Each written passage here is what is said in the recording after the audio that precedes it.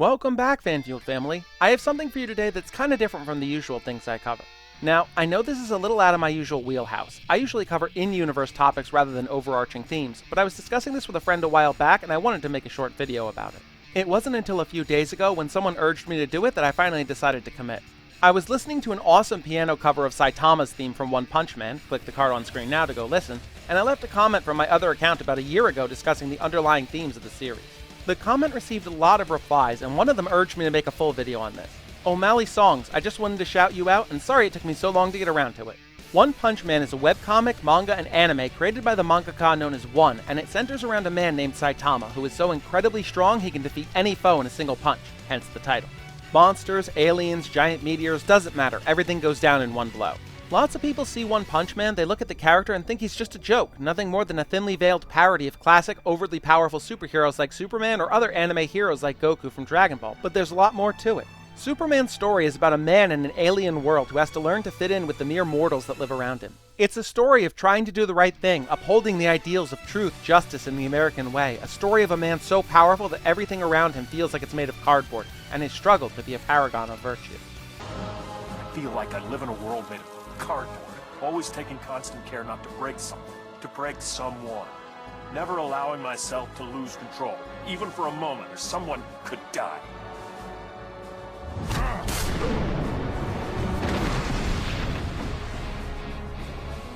But you can take it, can't you, big man? What we have here is a rare opportunity for me to cut loose and show you just how powerful I really am.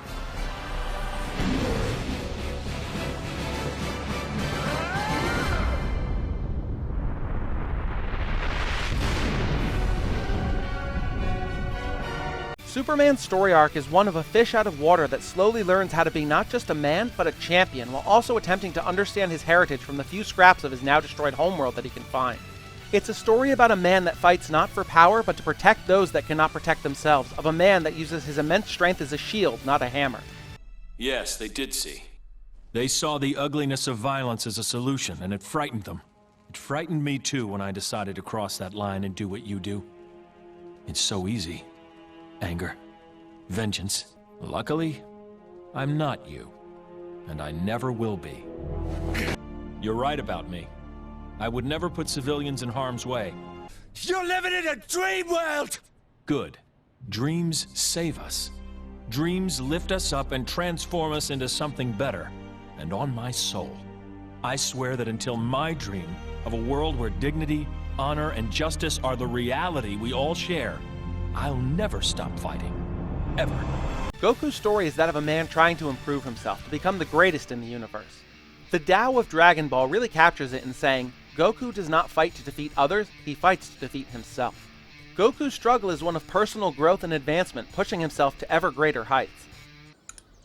Tell me, Goku, why do you seek even greater strength than you have already? The Tournament of Power opened my eyes. You saw those fighters. There's no way I can stay at the same level I'm at right now. They got me all fired up. The tournament's barely over, and you've already got your sights set on other universes? Goku's tale is one of self-improvement, of fighting stronger and stronger foes to develop himself into the best version of himself that he can be. We see this as he learns new techniques and new forms. Kaioken, the Super Saiyan forms, Super Saiyan God, Super Saiyan Blue and Super Saiyan Blue Kaioken, Ultra Instinct, and beyond. Dragon Ball is about what is possible if you try, if you really apply yourself.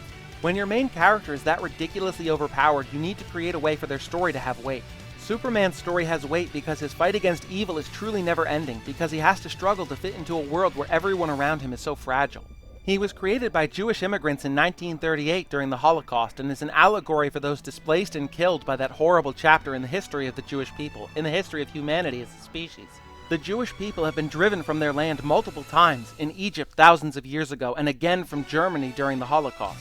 Superman is an outlander as well, a man from a far-off culture trying to find a place in a new world. That's Superman's first struggle, and why he fights so hard to be a good man. He's a stranger in a new land and has to embody the best aspects of both his own people and his new world. Yiddish has a word, mensch, that means a good man, respectful and full of integrity and responsibility. That is Superman to a T. Goku's story is compelling because his journey is one of self-improvement and growth. Yes, he's strong, but he makes mistakes, he falters, but he never loses sight of his goal of becoming the best, the strongest. He's an example of the fact that when you fall, you can get back up, you can stand proud and continue on your path, stronger for having fallen. Hey, Jeets! I heard you lost your fight pretty bad. But you know what they say, Vegeta?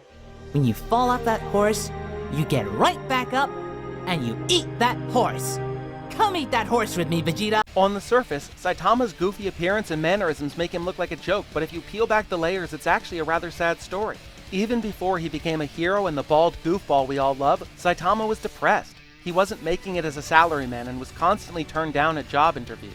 He has one moment of excitement in a fight against Crabalante to save a child, and while that pushes him to improve himself, he eventually becomes so powerful that nothing is challenging anymore. Nothing in life gives him any real excitement. Yeah, what could be expected from a hero?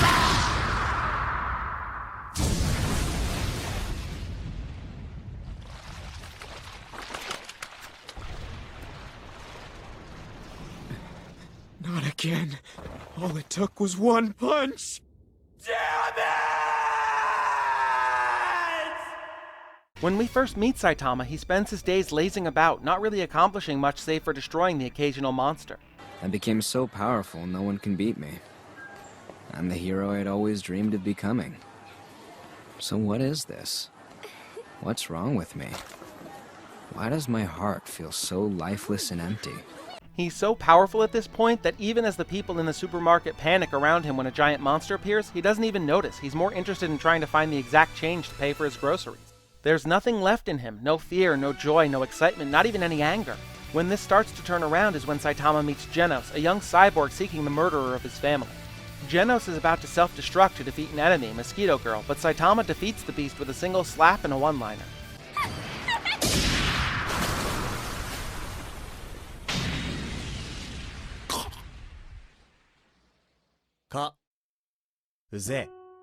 Seeing all this power leaves Genos in awe, and after getting his body repaired, he begs Saitama to train him, and though Saitama resists at first, he eventually agrees. This is where we finally see Saitama start to see the light in life again.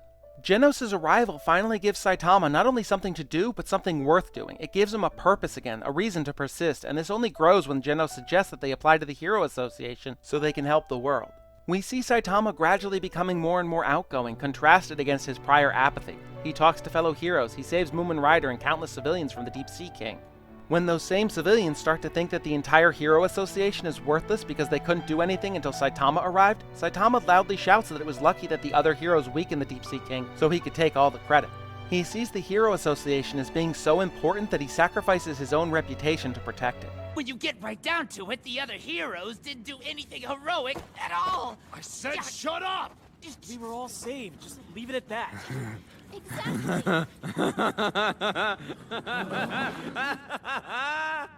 Today's my lucky day. The other heroes wore the monster down, so beating it was child's play. A piece of cake. Good thing I was late. I barely did anything, and now I get to take all the credit. Oh, he is a cheat. So he's just taking the credit? Compared to him, those other guys seem a little more heroic. Where would we be right now if the other heroes hadn't fought? They saved us. Yeah, I feel so grateful to every last one of them. The other heroes, the Hero Association itself, they were Saitama's lifeline when he was at his lowest, so he's willing to walk a path of disgrace and public ridicule if it means they aren't looked down upon. Saitama's story isn't one of becoming strong or finding one's place, but rather an allegory for depression and despair. It speaks of how depression can make the world seem empty, boring, and pointless, draining the color from everything, how even the things that used to bring you joy lose their luster. It's a hopeful story, however, as Saitama manages to rise from his depression when given new things to care about, new light in his world. That hope is important to people who suffer from depression in the real world. You just have to hold on, better days are to come, and they may come as soon as tomorrow. Genos sparking that turnaround from Saitama shows that even a single friend on your side can help you find your way back out of depression.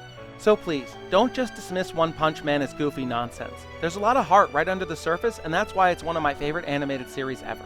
Thank you so much for watching. I know this video is a little outside of the kind of thing I usually cover, but I wanted to talk about it for a while now, and that comment from O'Malley Songs really made me decide to commit in making this.